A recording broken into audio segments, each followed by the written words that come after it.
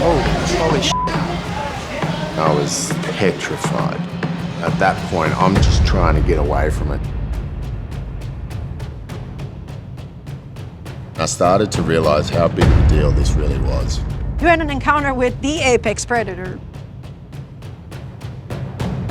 They're not there for a holiday, they're there to eat. A big shark grabbed me around the chest. I was so lucky to survive. What we do to the environment is going to have consequences.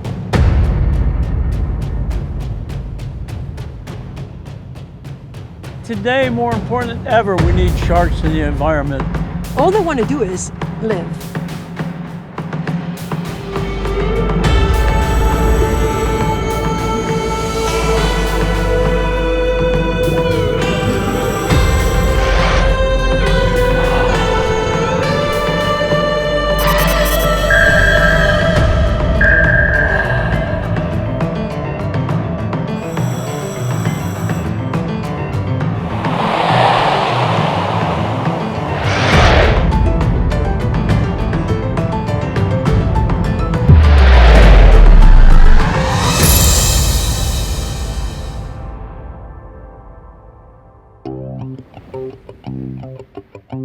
I'm Mick Fanning. I'm a professional surfer living on the Gold Coast of Queensland, Australia. Growing up in Ballina, the family house was right near the beach. It was base camp for me going surfing every day with my brothers. My mum was a single mum, and although at times it was a bit of a struggle, she did an incredible job looking after the five of us. During my early teenage years, I ended up meeting my best mates, and we all went through the junior surfing events together, then on to our professional careers and being on tour all at the same time. We all just love surfing.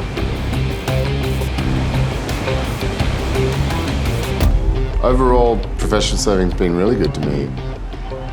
You know, I've won 3 world titles, 22 event wins, traveling around the world, going to the best beaches on earth is truly incredible. There are certain spots that you talk about sharks. Obviously, South Africa's a big one. Margaret River's a big one. You know, there's reef sharks in Tahiti. There's myths of tiger sharks in Fiji. But you didn't really see them, and if you did see them, it was just like, oh, did you see that? And that was about it. I'd already been on tour for 14 years. So yeah, it was the final day of the event at Jeffreys Bay 2015. We had perfect waves. Waves were 4 to 6 feet and flawless. I just paddled out in the final with Julian Wilson. Sitting in the spot I always sit. I was there for probably about 5 minutes. I was just getting ready to paddle down the point, and just as I went to go and turn, I heard a splash behind me. I just felt a fin just hit me straight in the head, which was the tail of the shark. And I was petrified. At that point, I'm just trying to get away from it, just, you know, swinging. You know, everything just slowed down so much. Within a split second, the leg rope broke and the shark had come back around and just hit me straight in the chest. So I started swimming as fast as I possibly could, screaming at Julian to get out of the water. I'm just like, shark, shark. By the time the water safety team got around my board, the jet skis were there. And I started checking out, like, am I okay? Have I got anything wrong with me? All I had was a couple of little grazes within my knuckles, probably from where I was trying to get away from it.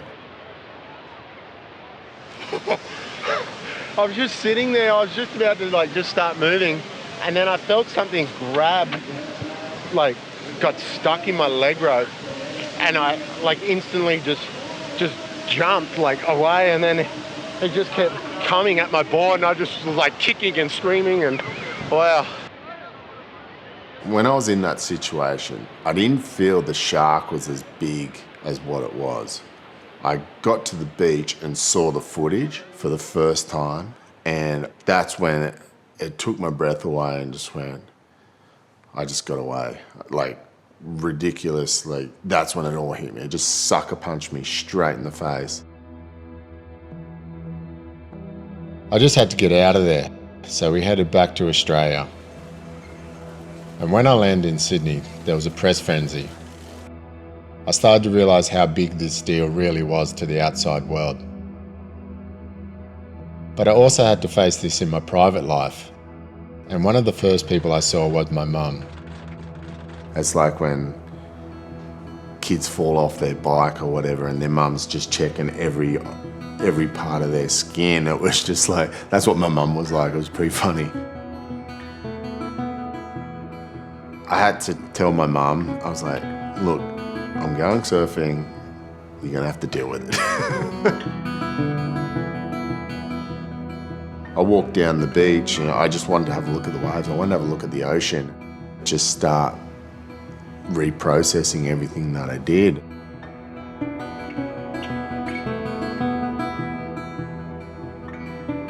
But even though I got straight back in the water and I've kept on surfing, if I'm honest, I'm not really sure I've truly processed everything. And sometimes I still have nightmares. And even now, I'm not exactly sure what happened to me on that day. But I know what could have happened if I hadn't gotten away. I think about it a lot, and you put on a brave face, but I can tell you it's still there, in the back of my mind. So I feel like I need to understand what really happened and what's really going on with sharks. Finally put it to bed. Some people are even so scared of them, they won't even go into the ocean. But then you hear sharks are endangered and that the planet needs them. And if that's true, then it kind of changes everything. So I'm going to go out on this quest and answer my own questions and hopefully figure out what's myth, what's reality, and understand what's really happening in our oceans.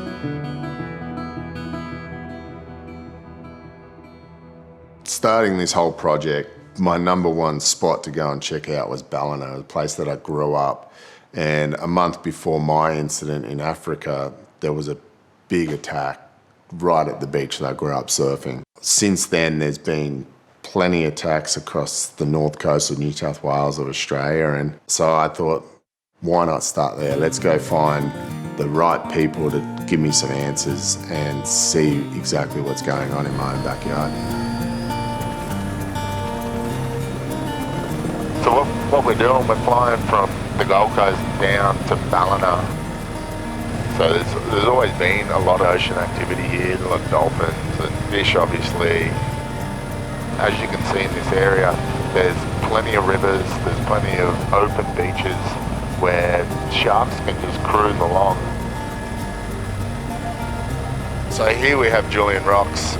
We've had a few attacks here with divers. You were one of the first responders. Yeah. Well, of course we got the call, and so we were sort of within probably 25 minutes from the attack.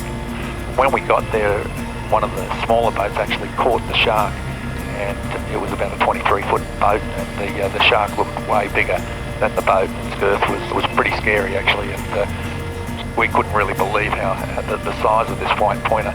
It actually bent the hook, and it got away. This is Northwall Ballina. So this is where the bodyboarder got attacked, and that was the second major attack here in Ballina. Growing up, yeah, when we were little, we used to surf all along here. We used to surf down under the bridge. That's where all the kids learned to surf. You sort of talked about sharks, but you didn't really see them. So once I got to Ballina, I thought I would start by meeting with a local scientist to get a little sense of the lay of the land here. There's been a lot of activity along the north coast of New South Wales as of late. You know, we've had a couple of fatalities, a lot of bites. Is there any reason why? Is it due to human contact, or is it just the sea life? We've noticed that adolescent sharks in particular are using those nearshore beach areas. They're curious. They're changing from this time where they mostly eat fish to when they become bigger sharks, they can eat whatever they like. And we suspect that a lot of the shark bites on the north coast are these adolescent sharks just having test bites to figure out whether they can or can't eat something. So there's a lot of myth to it where people think every time they're going to put their toe in the water, a shark's going to come and eat them. That seems like it's totally false. You know, if you see a shark, it's a pretty rare event. Mm-hmm. You know, you sort of Very much noted so. how often it happens. That's the time to get out. Yeah. You know, come back, have a coffee. In 20 minutes later, it will have gone, and you're probably good to go. It seems so obvious, but often people just tough it out. You've probably seen plenty of people tough it out. Idiots, I call them.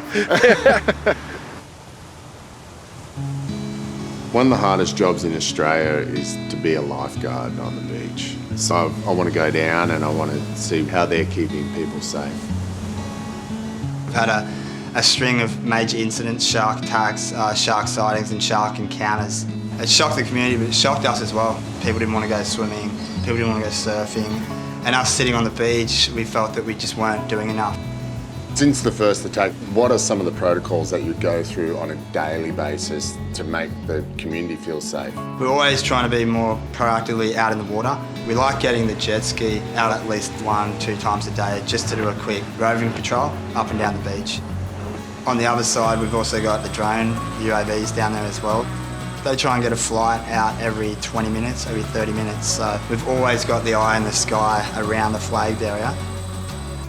Hearing that drones are such a key part of keeping people safe in the water, I go to meet the guy who runs the drone program around here. In all the flights that you've done, how many times are you seeing a shark? Yeah, it depends on sort of the time of year. Some of our beaches we do get a lot of sightings throughout the summer period. Some days we can get 2 or 3 sightings, and then other areas we can go sort of 2 weeks without having a sighting. If we do spot a shark, we radio the lifeguards where they'll launch the ski and help evacuate the water. From the time of sighting and you call it go to action, how long does it take to get the lifeguards in the water and people out of the beach? About 1.5 minutes. By the time they run down, jump on the ski, it's on the water nice and fast, and we're starting to pull people out of the water. Perfect.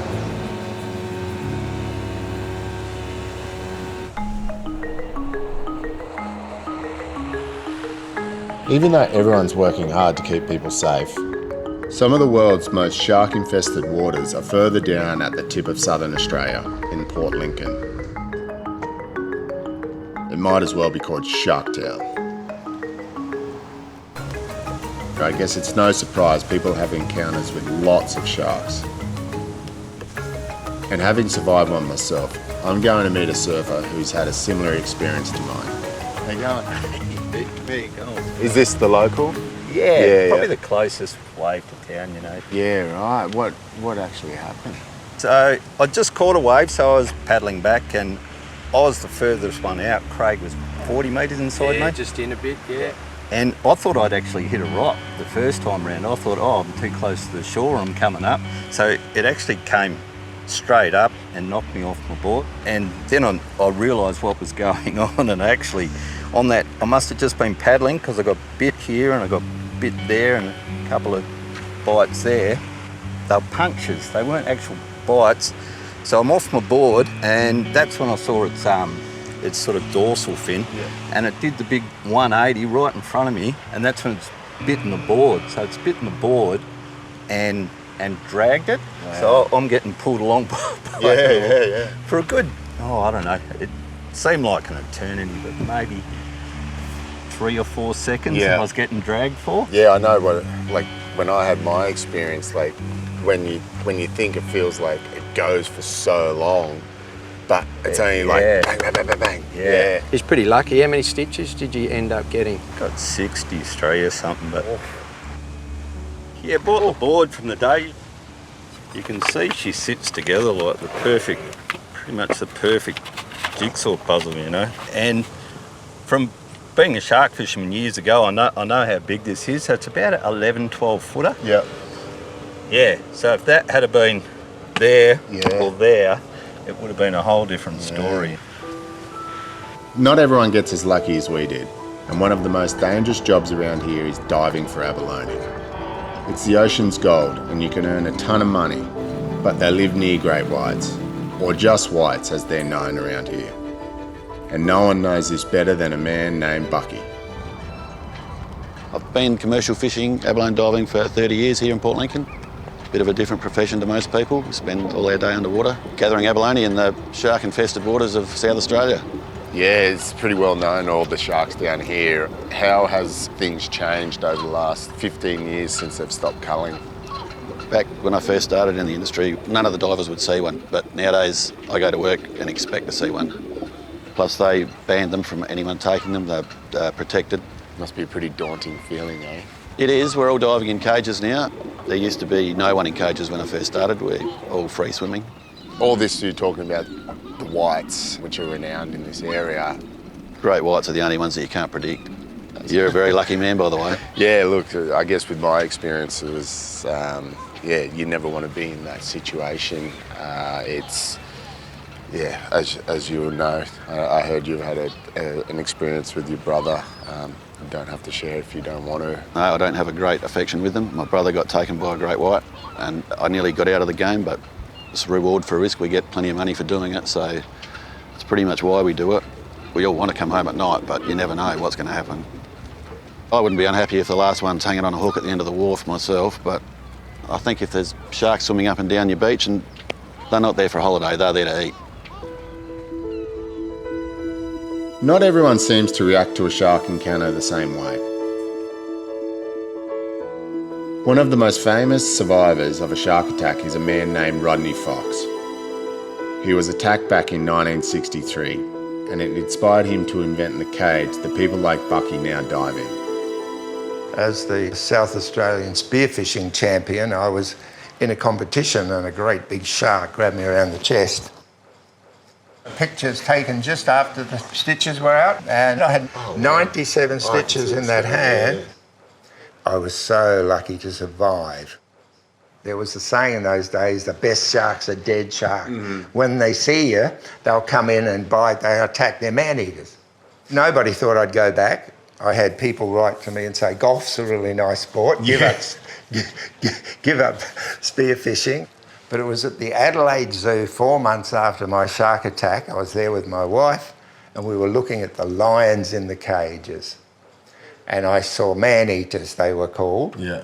And I looked down and there was a moat of water around the cage. And I thought, cage, water, man-eaters. The water was actually to stop the humans from putting their arms in to try and get eaten by the cage. So it all sort of clicked and I thought, I'll reverse the role. I'll get in the cage. And we went out and we were the first ones ever to film great white sharks.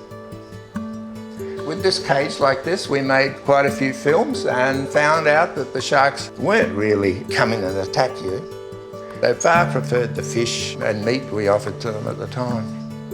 Do you think that whole myth come back to, movies such as Jaws or the media and all that sort of stuff? I did 6 weeks' work on live shark filming for it. I was ashamed to even say I worked on the film because it was totally against what I was about, you know. There are only 4 to 7 deaths per year worldwide, and it was frightening people out of the water. Neptune Islands are just a stone's throw away from Port Lincoln, and it's about one of the only places where you can go and cage dive with great whites. And Rodney's son, Andrew, has taken over the family business. Neptune Islands is on fire at the moment. There's a few sharks turned up for you. Yeah, nice. We've got a big crew of scientists and people that know a lot about sharks. Yeah. We've got the bait and the beer. Sounds good. Sounds like a perfect boat trip. We go. They do a lot of trips down here with scientists studying great whites, and they use similar cages to the ones his father invented to get people in the water with the sharks up close and personal. If I wanted to learn more about sharks, I was in the right place. There are all these experts on the boat, working together to gather information from the field to better understand what is happening with sharks and in our ecosystem. Andrew Fox was right, and not long after we arrived, I started seeing all these great whites circling around the back of the boat. There were a lot of sharks, and right there.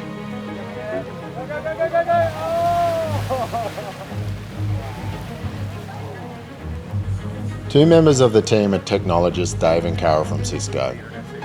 They not only work on business solutions, but also help with animal conservation. And now they're working with world-class marine biologists on this trip. Charlie Hooveneers and Colin Simpfendorfer. Colin is the first guy I'm going to talk to. He's been studying sharks for decades. The oceans are full of sharks, or they were, but we're slowly seeing them disappear. And so of the 1,200 odd species that we have, over a quarter of them are now threatened with extinction. That extinction, is that coming from overfishing or humans killing sharks, or just the actual ecological world that they're in, which is changing? So it's largely fishing. Fishing is responsible for the vast majority of threatening processes that happen to sharks. So if we can deal with the effects of fishing, we can actually start to see populations recover. Can you give us a bit of a rundown on how extremely evolved they are? Yeah, so sharks have obviously been around 400 odd million years. Over that time, they've evolved some amazing, adaptations to the world. Once they're born, they're not looked after by their mums or dads at all, so they're completely on their own. But genetically, they pass down a whole lot of information. Many sharks, where they're born, that nursery where they spend the first year or two of life, they'll come back to as mothers and actually give birth in those places. Have very small numbers of young. Other sharks will eat them, orcas will eat them. There's a whole range of things that eat the baby white sharks. Only a few will reach maturity after 20 or 30 years. Lifespan of sharks, I know it varies from different species. For a great white, ends up being how old? So great white probably maximum age 75 to 100 years, somewhere in that sort of vicinity. But certainly not the oldest shark that we have in the ocean. Greenland sharks, over 400 years. It's an amazing, you think, what was happening 400 years ago, and the same shark is still alive today. So they're a super robust creature, but we still have to help them in a way to. Oh, absolutely. Provide. Just because you live a long time doesn't make it better. In fact, sometimes it makes it worse because those populations rebound so slowly. If we overfish them, they'll take forever to come back. Do you know how many great whites are in Australia? Around about 2,200 adult white sharks in Australian waters. Split between two populations, one in southern Australia, the other on the east coast. 2,200 adult sharks is not very many for a country as big as Australia. All those people who think they're going to jump in the ocean and just get taken straight away, that's all upstairs. It's just one of those things that the media, psychology, fear has just planted that seed in their heads. 95% of people in Australia won't see a shark, in their lifetime. Certainly not one big enough to be scared of. It's clear from Colin that sharks are under extreme threat from humans. And because of finning and overfishing, we're losing somewhere between 50 and 100 million sharks a year. And that's just devastating. But there are experts dedicated to saving both sharks and our oceans. And one of the ways they do it is by getting in the surface cage on the back of the boat. It's a delicate balance between studying them and keeping them at a distance. But these guys are one of the few operations allowed to throw out fish heads and bait. And I'm thinking quite soon I'm going to be doing more than just looking at my first great white since J-bait. I'm thinking I'll have to face my fear and get in the surface cage. We've just been chumming for about the last half an hour, and all of a sudden we just saw a big one come through. So we're going to jump in our wetties, get in the cage and start having some fun. There he is, right there. I think it was pretty big. It's like 2.5, 3 metres. Nah, I'm all right. Let's go. Getting ready for the dive, I'm trying not to show anyone what a big deal it is. I suppose from competition, you are used to putting on that game face. But I have all these great people around me. This team of safety experts, and the dive master Alicia, who is the person in charge of keeping me and everyone in the water safe.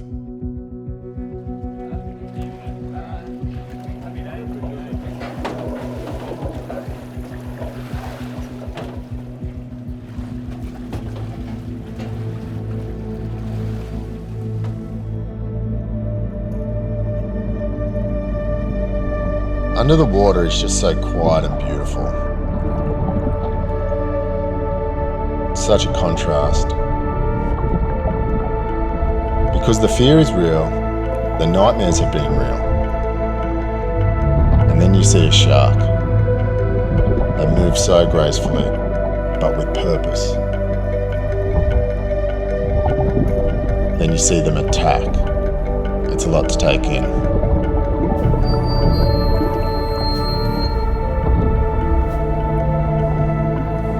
Seeing those huge teeth is just unbelievable.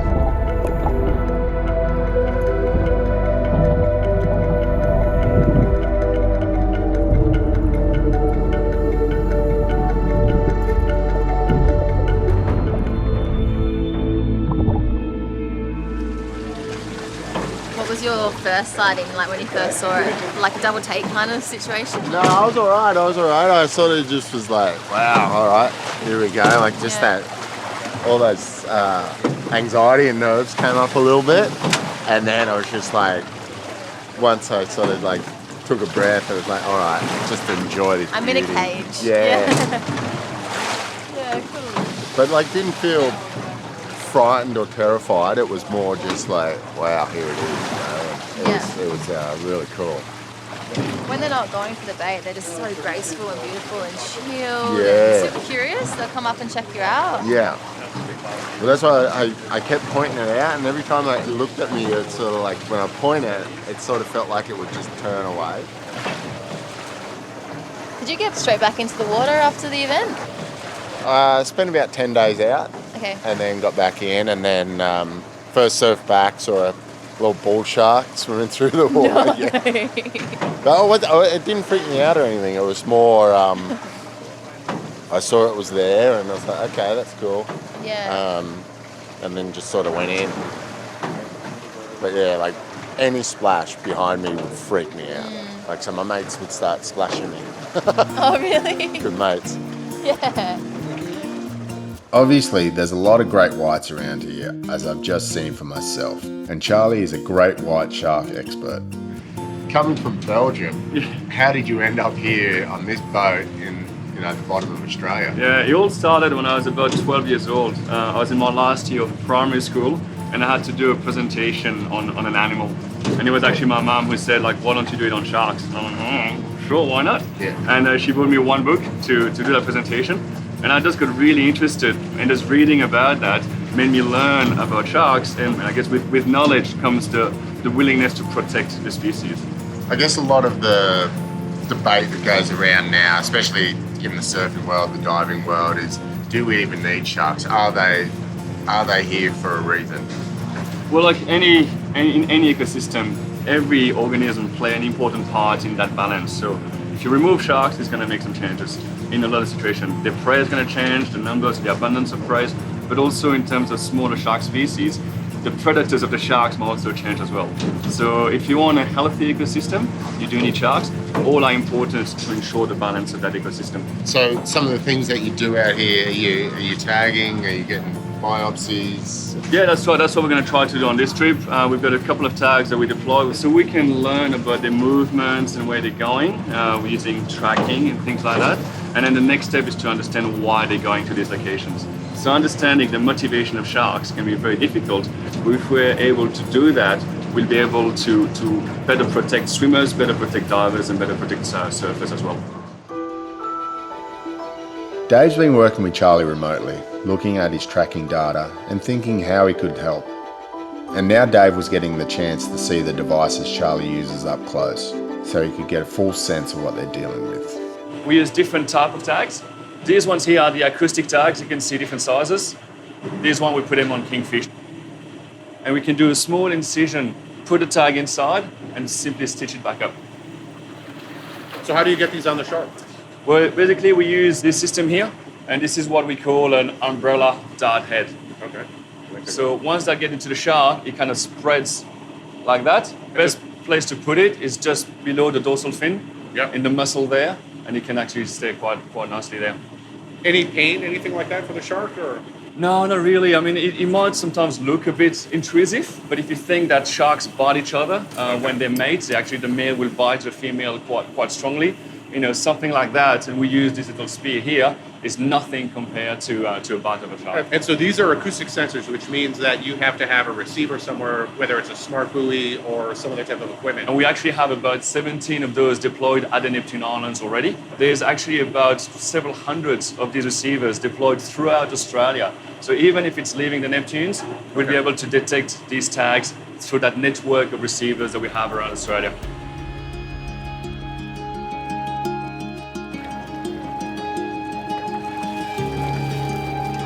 What they do is start chumming, putting bait in the water and trying to get the sharks to come up to the boat again and again, because they have to get it close enough for Charlie to get a good shot. It's always impressive when you see someone so passionate and so good at what they do. Getting those trackers on those sharks isn't easy, but he did it with style.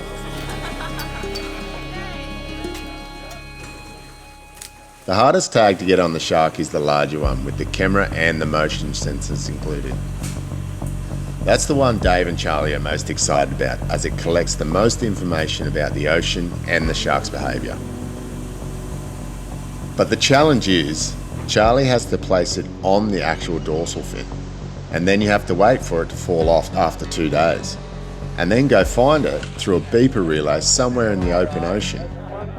It sounds near impossible to me. Come on, mate. You're not going to fall in like that.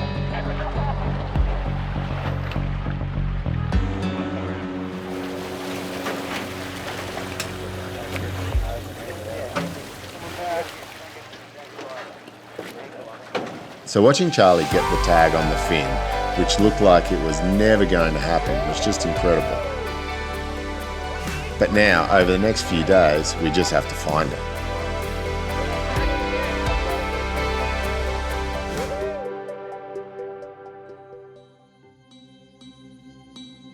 One morning, Charlie gets up super early because the tracker's off the shark.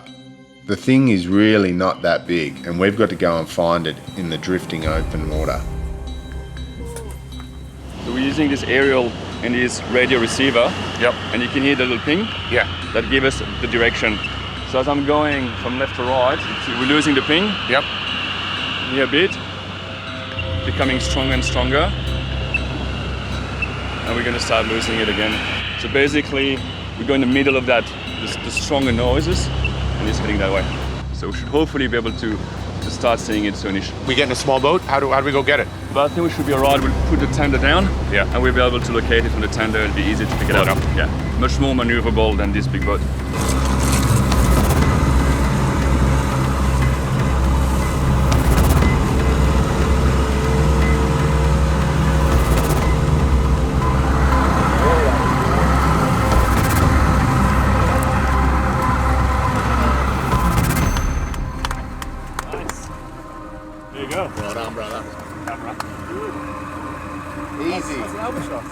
So, all the data that Charlie and Colin collect on all these sharks has to get sorted, organised, processed before they can do anything with it. And from what I understand, they have absolute masses of it. But Dave, Carol and their team have been working on a better way to go through it all. After seeing what Charlie has to do to get the sensor back and get all the data collected, Dave offers to help set Charlie up with a business Cisco are working with called Saildrone. They use ocean drones that glide on the surface of the water to track where the shark goes. The water's so dense, it's hard to get a signal through, but the Saildrone captures everything, including visuals. And it doesn't just save the information, it sends it all back in real time to a satellite as well. For Charlie and his team, it's a much better and safer system than looking for it all over the ocean. you just tell me a bit about the research you're doing and how it all ties together with what Charlie's been working on? Charlie's here working mostly on white sharks and understanding their role in the ecosystem and how many there are, those sorts of things.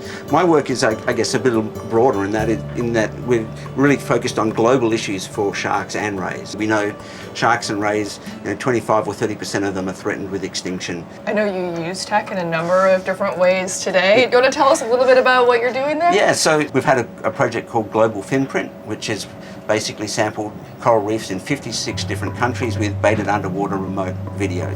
So basically put down a GoPro video camera for about an hour, bait out in front of it, and we see what comes around.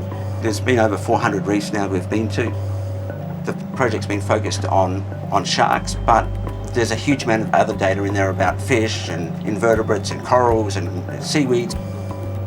We're trying to work out how do we suck the most out of that bit of data that we have, and that's why talking to folks like you really gives us a real in terms of bringing the high power analytics that exist these days.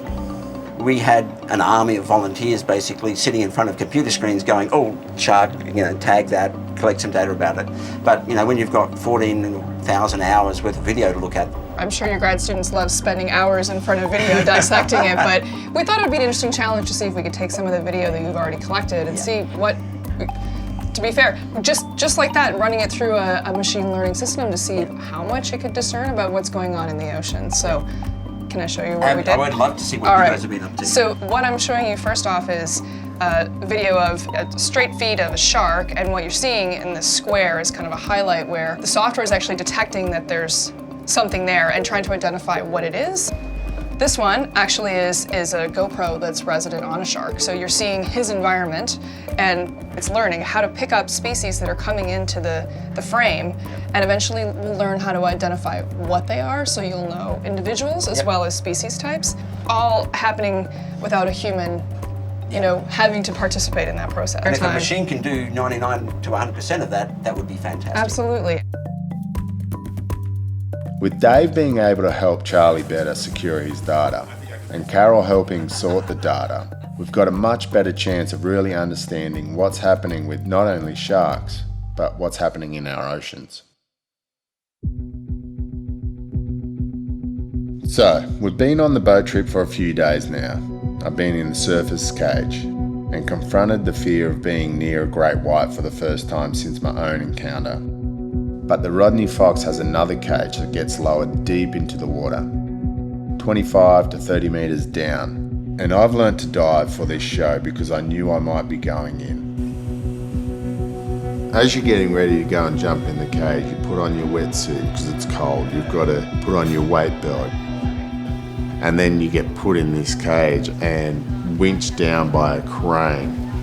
You're sitting there and it's like, what am I doing here? Do I really have to do this? There's all these questions and emotions that start building up, and it's like, what happens if the crane stops? What happens if the cable snaps? What happens if a shark gets in the cage? Did I listen to my dive master that taught me how to dive properly? Am I doing the right things? But as you go down, you've just got to keep equalising and breathing and make sure that you remain calm.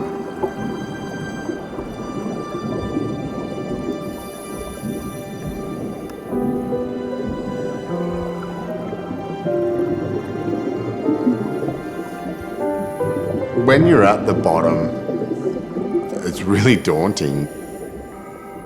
It's not like you're under the water and everything's crazy peaceful. It's more like crazy turbulent.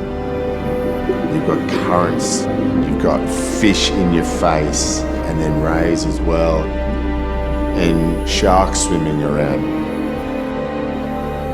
You're just swinging around the bottom of the ocean. It's not like an easy dive.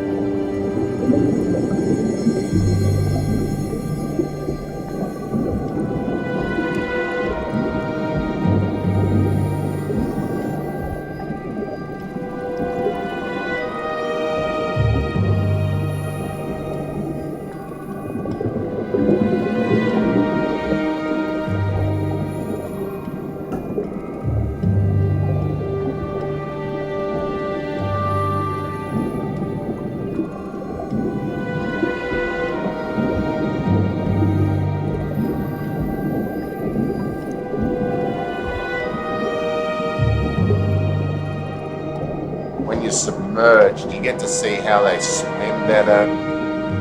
Kept coming like sideways. Towards the end, they just coming straight out the dark. So just like these missiles coming at you. You're just in awe of how big they are. They're monsters. They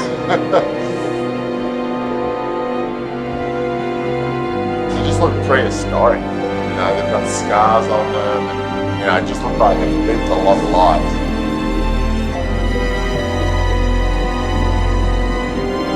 It's just pure excitement because, yeah, stoked. Rocket.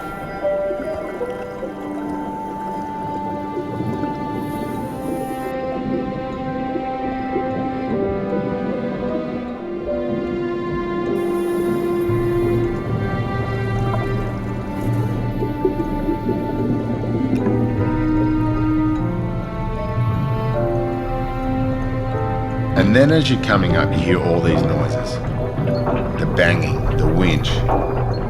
You feel yourself getting pulled back up slowly, and you can start to feel a sense of relief at the same time as you're nearing the surface.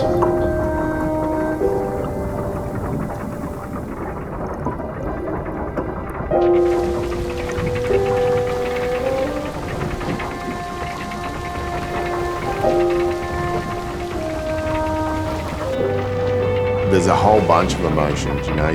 You've just gone and witnessed one of the most powerful animals on earth just swim around, and you were this close to them. It was awesome. The joy that comes over you, just like the adrenaline as well, is something that just really shoots through the roof, and you feel invincible at that point, and then you're like, hang on, I was so scared 2 seconds ago. You know, you've gone and actually done something meaningful to yourself. I never really thought I would actually choose to get back in the water with a great white. And I mean, it does seem a bit insane. But you do get this totally different feel for them when you see them through your own eyes down in their own environment, and also through the eyes of an expert. Who knew how rare they are and what their behaviours are, and how much we really need sharks to balance our whole environment. Even though they're at the top of the food chain in the ocean, the impact from humans on them is pretty massive, and it's clearly not for the good of the planet. And so it seems like we need to make peace with them and change how we think about them. For me personally, I haven't finished my quest to understand what fully happened that day, the greater role of sharks, or whether I can go all the way and swim outside the cage with a shark as big and as dangerous as I had my encounter with. I need to finish the job.